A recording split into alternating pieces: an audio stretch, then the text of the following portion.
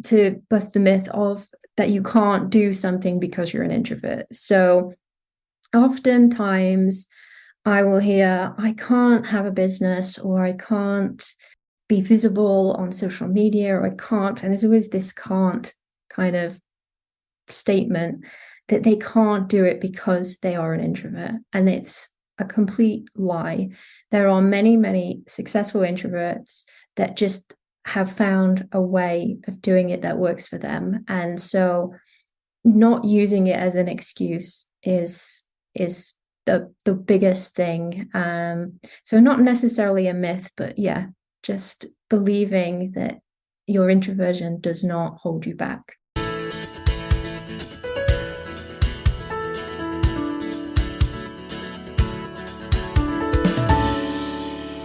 Hello, and welcome to episode 148 of the Quiet and Strong podcast, especially for introverts. I'm your host, David Hall, and the creator of quietandstrong.com. This is a weekly podcast dedicated to understanding the strengths and needs of introverts. Introversion is not something to fix, but to be embraced. Normally, we will air each episode on a Monday. Be sure to subscribe on your favorite platform. Leave a review. That would mean a lot to me. Tell a friend about the podcast and help get the word out there that introversion is a beautiful thing. Fifi Mason is a creative soul with a passion for helping others. She firmly believes that finding one's quiet strength and speaking up can lead to meaningful impact. As a visibility and impact coach, her mission and purpose are to assist individuals with quieter voices in showing up authentically and affecting the change they want to see in the world. All right. Well, welcome to the Quiet and Strong podcast, Fifi. It's so good to have you on today. Thank you so much for having me, David.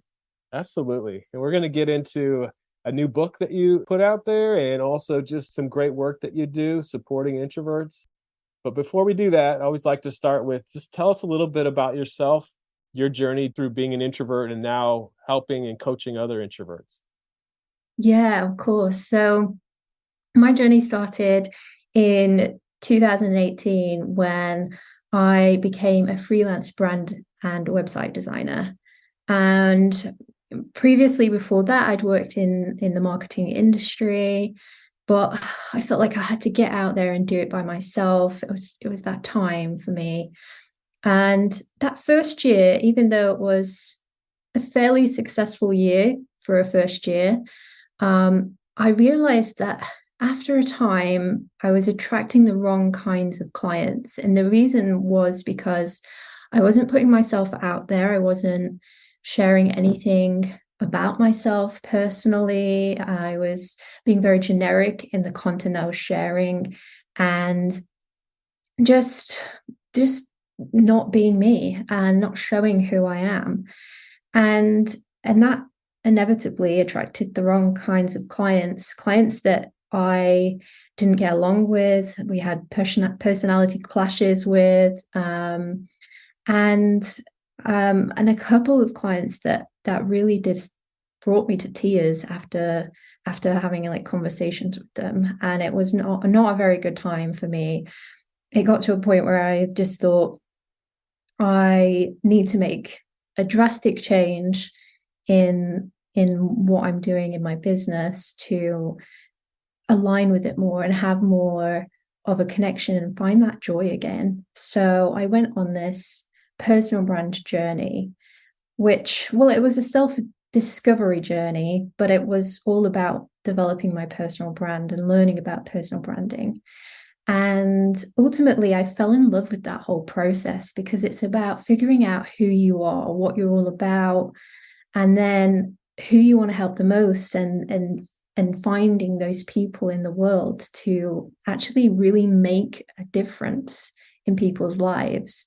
And through that whole process, I realized that I'm an introvert. And I didn't even know what it really meant. I'd heard of it, of course. I'd found people talking about it before or overheard the word. Never really clicked with me that it was something that I should be aware of in some way. But when I started learning more about my personality and really, yeah, just figuring out what I'm all about, it was so clear to me that that was the reason why I had been struggling so much in that first year of being visible and putting myself out there, because of the challenges with not liking to be in the spotlight, of really feeling like I I just wasn't, yeah, I just wasn't, it wasn't the confidence, it was more around the energy, I suppose, is the best way to describe it. It would be just not feeling like I could give that much effort to it, and really struggling with that, and really struggling to find my capacity of and my energy balance around it all. And and just learning more about what it means to be an introvert was just a transformational it was just a transformational time for me, because it just meant that I everything started to click. It was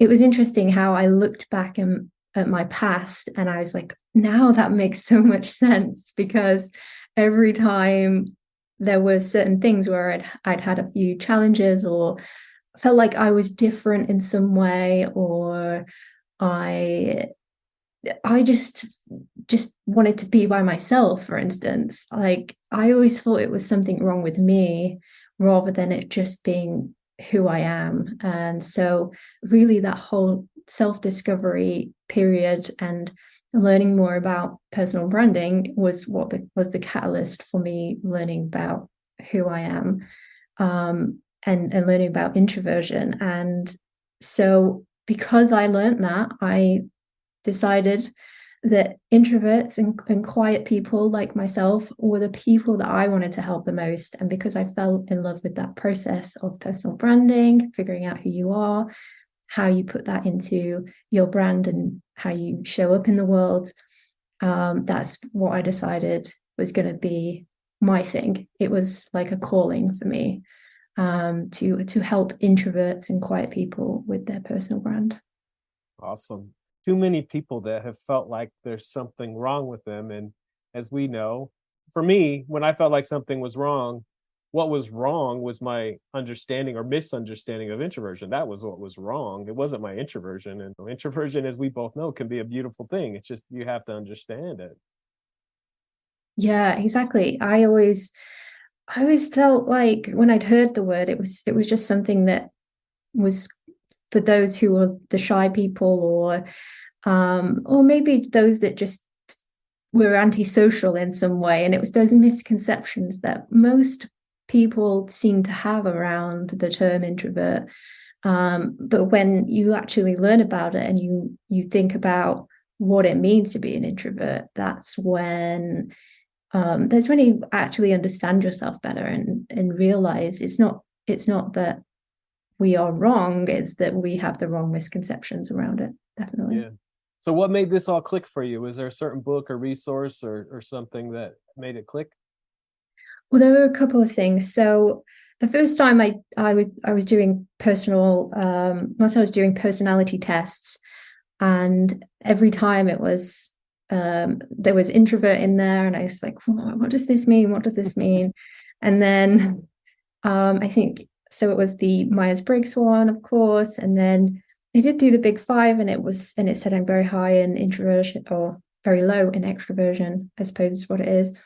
And so I was like, well, what's the opposite? What does that mean? And then, of course, when I started talking about it more and asking people or researching it, I came across Susan Cain's book, which is just the best way to learn, what I think is the best way to actually learn the true way of viewing introversion, as a whole. It covers every aspect, which is great. So that was the most informative for me. But then talking to more people like yourself, doing my virtual summit, the first year of doing that, which was just a year after I'd figured all this stuff out, and talking to more introverts, and really learning from others as well. So a few different things, but yeah, all of those things. Yeah, yeah, definitely. About Myers-Briggs was very influential to me in making this change. And there were some great books.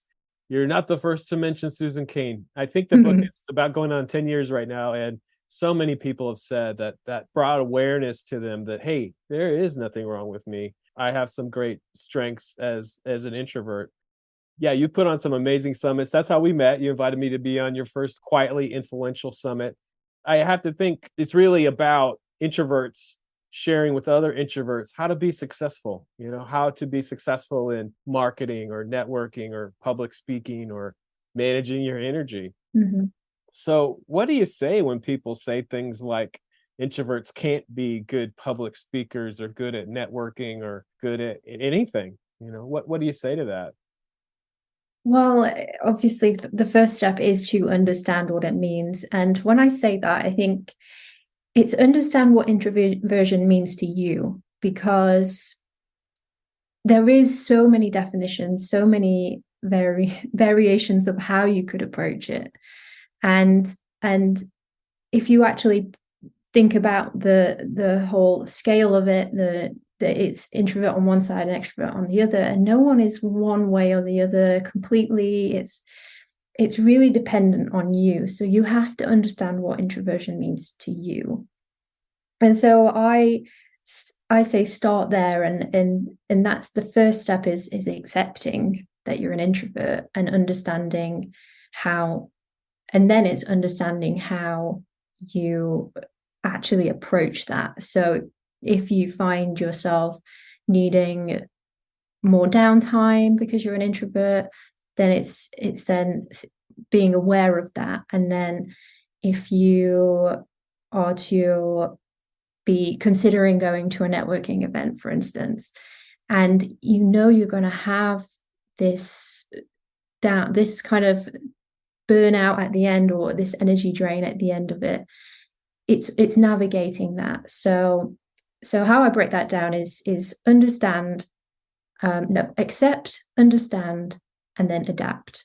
So you accept that you're an introvert, that it's okay to be an introvert, understand what it means to you, and then adapt to how you're going to navigate that in your life, and really start thinking about the ways that you can manage your energy, manage how, or any of those situations that become challenging for you because of your introversion, but also working to your strengths as well, in those aspects.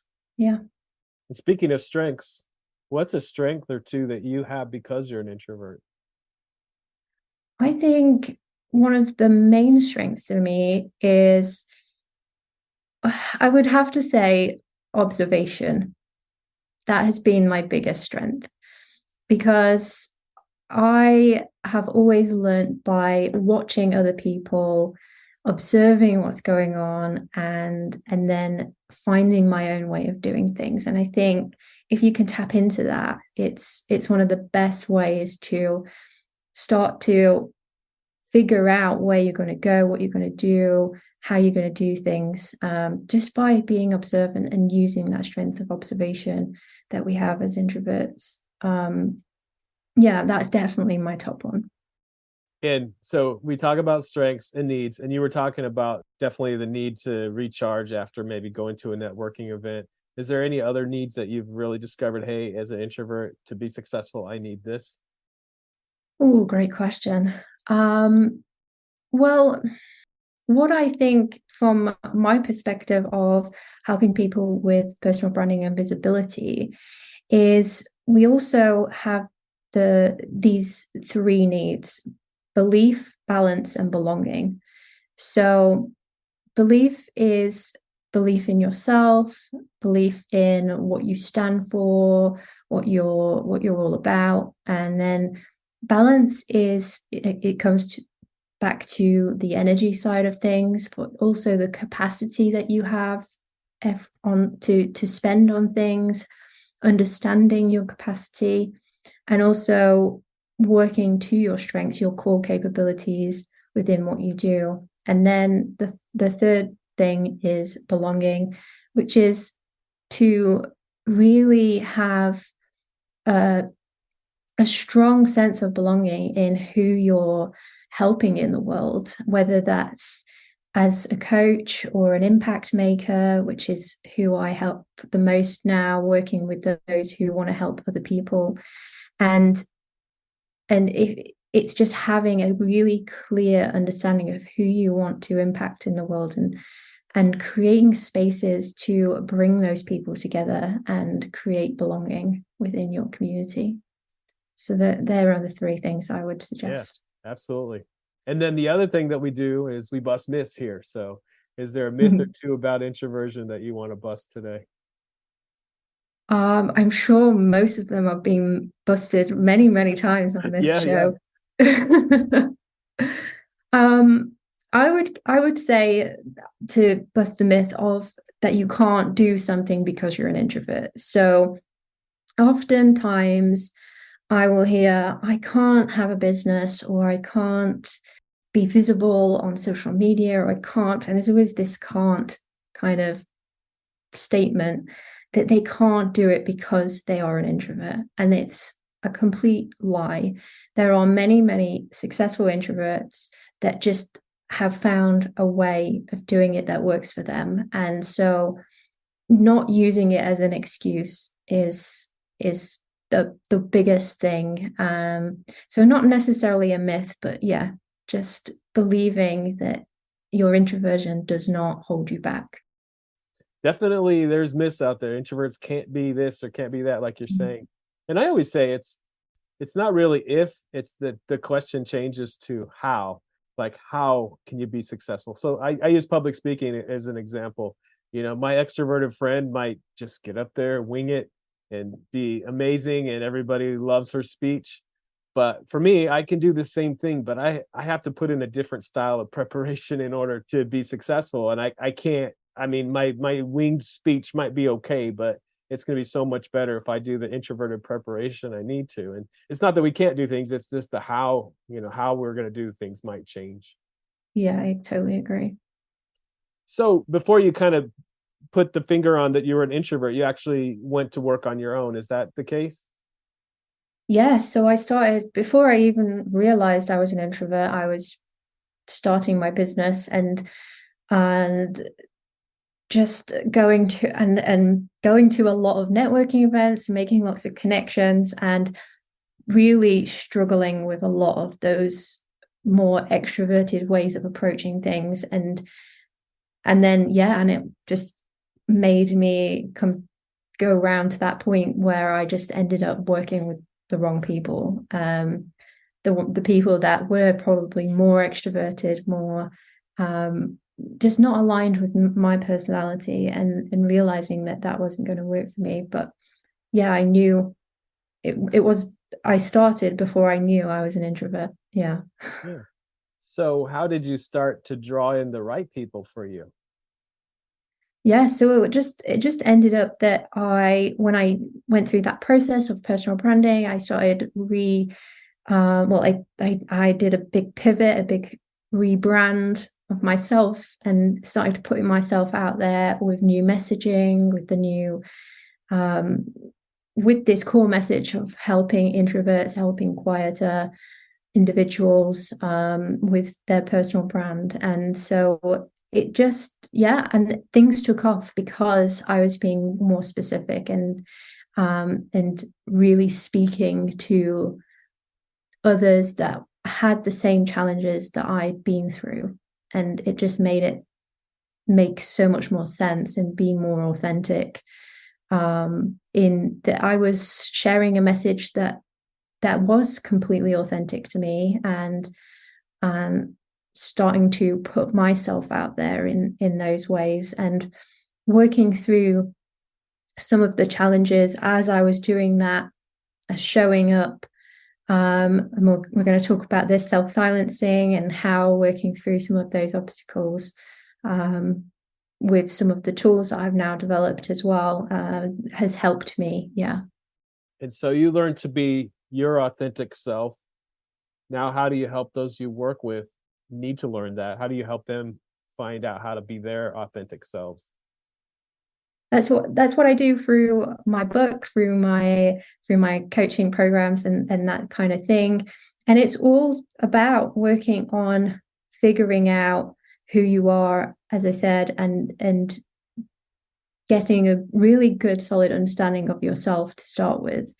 But then if you've got specific problems, specific challenges, I should say, around self-silencing and holding back because of certain reasons, then working through those to really get past the obstacle before you start to put yourself out there as much as possible. Okay. Well, let's get into your new book. So you just released, I'm going to read the whole title here. Stop Self-Silencing, A Quiet Impact Maker's Guide to Showing Up and Speaking Out on Social Media and Beyond. Yes, that is the new book. And so what made you write your book? I decided to write this because, well, I'm writing another book called Impact Rules. And as I was on this journey of writing that book, it became clear that I was going to have to miss out this huge portion of talking about what self-silencing is. And I thought, actually, I need a dedicated book on this topic to really help people understand this first obstacle. And it's been over the past few years, I've noticed that for quieter, more introverted people, individuals, they have these obstacles along the way of getting visible. And it really starts at the beginning stage, which is the show up stage. And it's when they are stuck in their head mostly and struggling to move past what I call self-silencing. And this is at its core when we hold back our thoughts, our opinions, or dismiss our own ideas and perspectives because we fear the potential consequences. And it becomes a self-imposed barrier that just prevents us from speaking out and sharing who we are with the world. And I could describe it in this scenario where you might have a brilliant idea or a unique perspective, and you believe that you could genuinely impact others and contribute in a meaningful way if you was to share it, but you have these thoughts in your head, these fears, these doubts, like, what if they laugh at me? What if they don't agree? What if they reject or ridicule me in some way? And so as a result, we end up holding back, and we suppress those thoughts, we suppress those feelings, and we just decide not to say anything. And this is basically self-censoring ourselves, self-silencing, and stifling our own thoughts on our own voice, because there could be some discomfort, there could be disapproval, and really just struggling to move past that. And there are 5 reasons for this that I can go through, and it's what is inside the book, which I talk about. And the first one is that you worry that those you care about will see you differently. And this is one of the most common barriers, because it's quite specific in that we struggle to show a different side to ourselves because we're worried that those who are closest to us are going to change their opinion, change their perspective on us, or even start questioning why we are saying those things, especially on social media. And maybe they'll change their point of view, their view on you in a negative way because of it. And so very often people will hold back and not share anything because of that. Do you feel like you've ever had that experience? Yeah, of course. And that's kind of why we do the work that we do, is because I always say, there's another myth is that introverts have nothing to say. And that's the furthest from the truth, because you and we're always thinking, right? So we have a Mhm. lot to say. We're not going to share everything. That's just not our natural process. So we're going to think first and then speak. But there's so many things like you're talking about that, we have this great idea we want to share, but there's so many things that get in the way. Absolutely. I've definitely self-silenced myself in many ways over the years. And fortunately, I've come to understand who I am, and that what I have to say is important and how to do that. So those things that you're talking about, I relate to. Mhm, mhm. Yeah, well, that first one is probably the most common, where it's really around those who we care about seeing us differently. And I think that's the one that people struggle with the most when they're especially starting out in getting visible in some way, and sharing more about themselves on social media, or even in their lives a little bit as well. And the second reason is that you feel responsible for other people's feelings. And this is when we take on the responsibility of other people and how they might feel about something. They might get upset, or they might get angry, and rather than sharing something that could impact people positively or start a conversation that needs to be had about something, it's all about just worrying about what someone might feel in that instance. So it's really holding back when you fear that people might think you're maybe even being salesy. A lot of people struggle with that, kind of promoting themselves in some way, and they feel that they might make someone uncomfortable because of it. So there's a lot of different ways that can kind of show up, but taking on the responsibility of how people feel, even though it's just not it's not something that we should be doing. It's something that we should obviously be conscious of in terms of not being hurtful in some way, but also not taking on that responsibility. Yeah, for sure. And the third one is you feel your thoughts and ideas are insignificant. And I think for us more quieter, introverted individuals, this one becomes a bit of a challenge when there is louder voices in the room, or those that just seem to have this natural way of kind of talking or putting themselves out there, or however it is, they just seem to be able to do it naturally. Whereas for those quieter, more introverted types, we do kind of struggle in some senses in that way. And then we can start to think that nobody cares, nobody's gonna it's not going to matter what you have to say because there's other people out there that can say it. So that is number 3. I used to be shy when I was younger, and one of the causes was that as an introvert, I'm thinking deeply, and my ideas may be different from other people. And so getting rejected for having a different kind of idea kind of contributed to my shyness. But when I realized, hey, you know what? Sometimes being different is what's needed out there. We need to have some different thoughts and ideas to make things better. That was definitely self-silencing for me, is just thinking, oh, well, people think my idea here is weird, but just coming to understand, hey, you know what? It's good to have some different thoughts and ideas.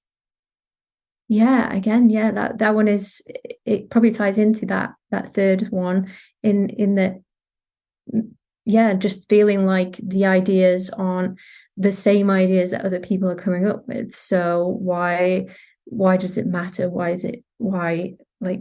should I even say it? Because maybe I'm wrong, that kind of thing. Yeah. So the fourth one is you're unsure that you could defend your ideas.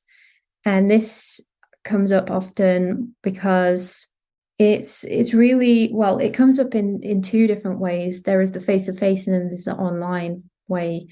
So in person, it could be that you'd be avoiding a situation, or in a situation where you would avoid saying something because you're worried that someone will question you about it to your face and disagree, and maybe they might talk over you. They might question you so much that you end up stuttering and not being able to articulate your words in the right way because you've not had time to think through.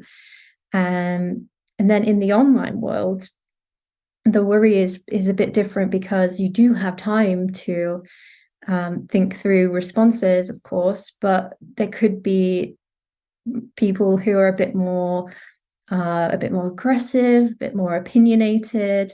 They can be more negative because of the whole anonymity of the internet a little bit, and you might get people that like debate you and question you in certain ways. So you might hold back from sharing certain things in the online world just because you don't want to start any kind of debate or have any kind of confrontation.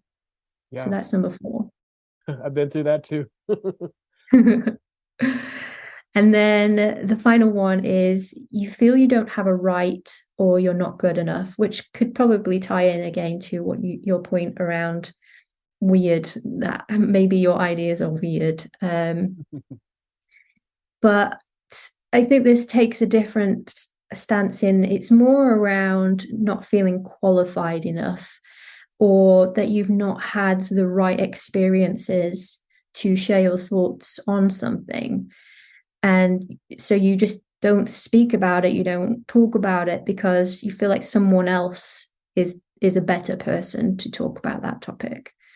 And it like all of these ends up being that you hold back, you don't share the valuable thoughts and ideas that you've got going on in your head because you're just really worried that there are going to be these negative consequences. And often they are perceived that way. They're not real, because when you do start to show up and start to move past this as in a gradual process of really understanding the reasons why you could be self-silencing, and then starting to gradually put yourself out there, working through it, working past it, to share more of yourself, share more of your ideas, your experiences, you start to see that these things are generally not going to happen. So they are more perceived fears and what we think is going to happen, but doesn't always happen. Okay, so with all these reasons why we might self-silence, what can we do to have our voices be heard and be visible? Well, as I said, the first step is acknowledgement, and then it's really taking those gradual steps. But one little tool I can share with you today, which is in the book, but I have a few other exercises as well, is called the what if game. And this is just to flip your perspective in those moments where you are having those what if questions running through your head. So you would just have a piece of paper and you would you would draw out 2 columns, and you would put self in the first column, then silence, then service in the second column. And then you would list out the what ifs that are going through your mind in those moments. And it could be something like, what if someone says something negative? And then in the next column, in the service column, you would write a what if from the service perspective. And that could be, what if someone needs to hear this today and it helps them to take action?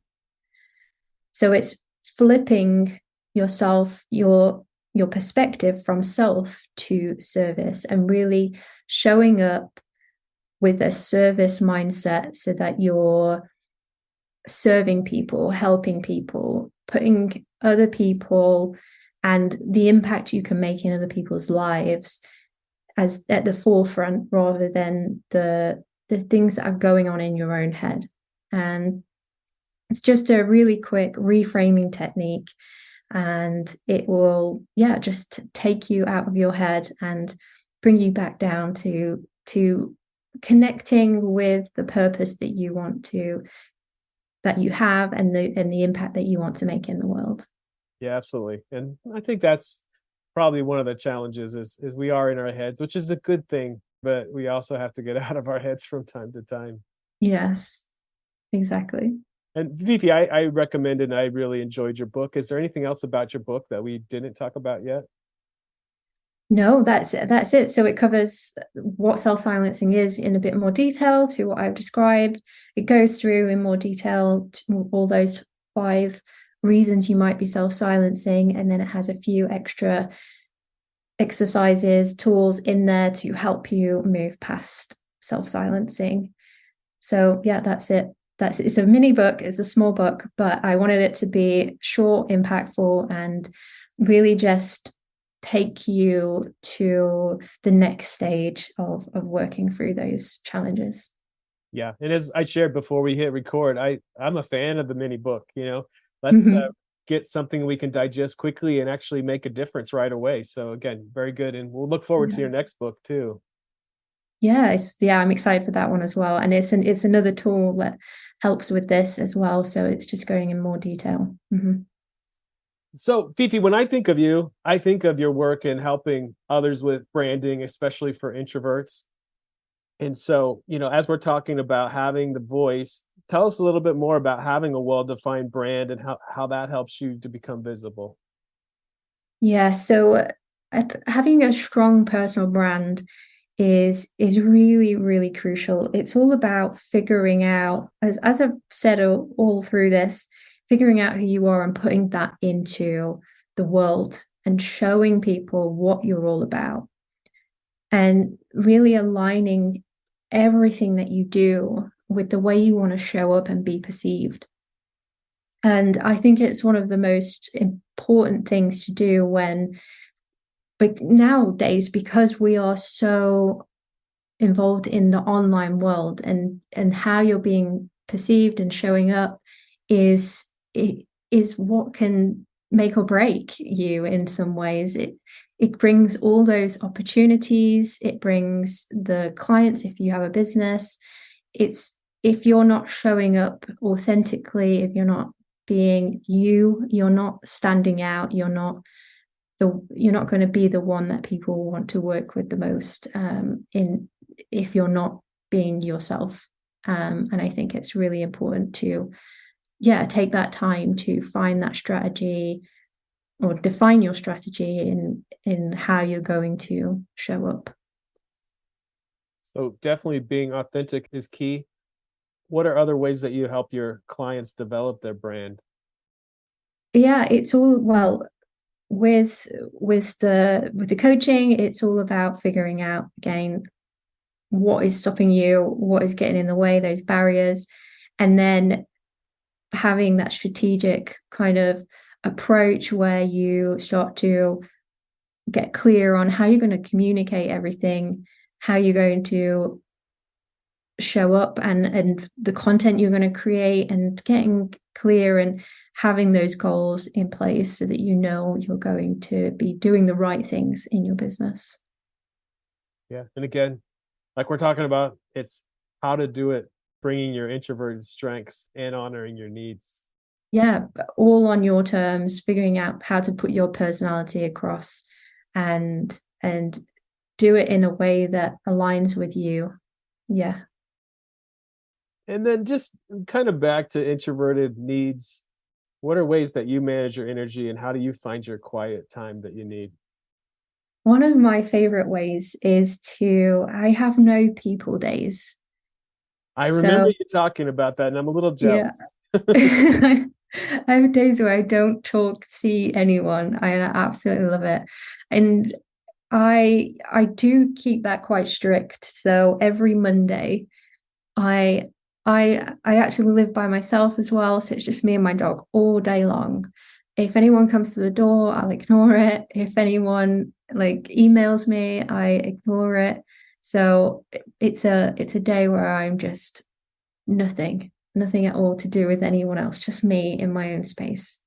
So it's a no people's day for me. And then the other thing that really helps the most is just having a good schedule of, especially as a coach, having to be on calls with people all the time. Maybe there's sales calls, there's coaching calls, and then also the promotional side of things. It's really just having things set at certain times of day and then making sure that I have time to re-energize between each session, that I might have a conversation. And they're the few things that I do just to keep me not overwhelmed and make sure I'm managing my energy well. Yeah.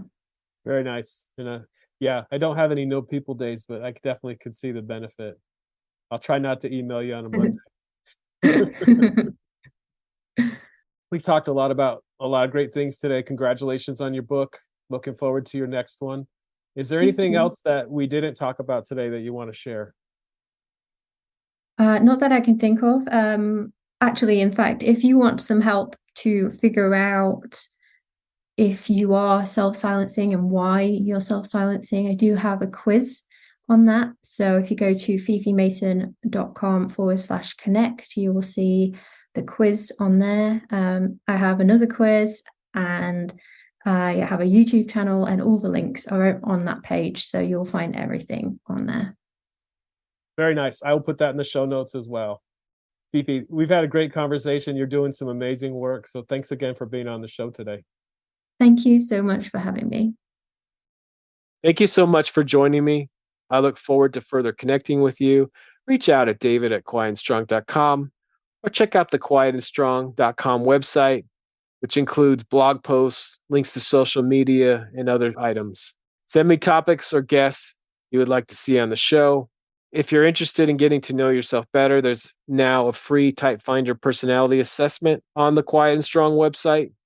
This free assessment will give you a brief report, including the 4-letter Myers-Briggs code. I'll add a link to the show notes. There's so many great things about being an introvert, so we need those to be understood. Get to know your introverted strengths and needs and be strong.